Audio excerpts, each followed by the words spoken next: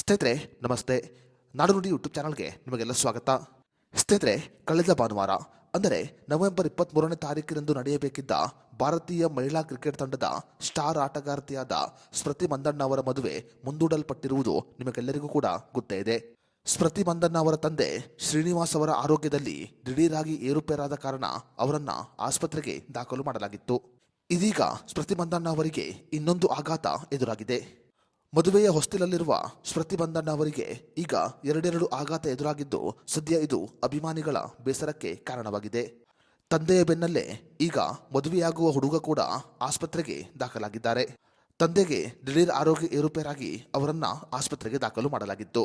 ಈಗ ಬಾವಿ ಪತಿಯ ಆರೋಗ್ಯದಲ್ಲಿ ಕೂಡ ದಿಢೀರಾಗಿ ಏರುಪೇರು ಕಂಡುಬಂದಿದೆ. ಸ್ಮೃತಿ ಮಂದಣ್ಣ ಅವರ ಬಾವಿ ಪತಿ ಪಲಾಶ್ ಅವರ ಆರೋಗ್ಯದಲ್ಲಿ ಈಗ ದಿಢೀರಾಗಿ ಏರುಪೇರು ಕಂಡುಬಂದಿದ್ದು, ಅವರನ್ನ ಆಸ್ಪತ್ರೆಗೆ ದಾಖಲು ಮಾಡಲಾಗಿದೆ.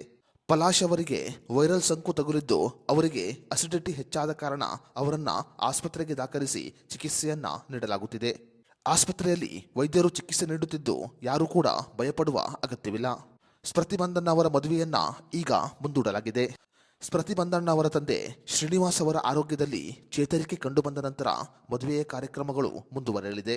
ಸ್ನೇಹಿತರೆ, ಭಾರತೀಯ ಮಹಿಳಾ ತಂಡದ ಸ್ಟಾರ್ ಕ್ರಿಕೆಟ್ ಆಟಗಾರ್ತಿಯಾದ ಸ್ಮೃತಿ ಮಂದಣ್ಣ ಅವರ ಜೀವನದಲ್ಲಿ ಈ ರೀತಿಯಾಗಿ ಸಮಸ್ಯೆಯಾಗುತ್ತಿರುವ ಬಗ್ಗೆ ನಿಮ್ಮ ಅನಿಸಿಕೆ ಅಭಿಪ್ರಾಯವನ್ನು ನಮಗೆ ಕಮೆಂಟ್ ಬಾಕ್ಸ್ನಲ್ಲಿ ತಿಳಿಸಿ.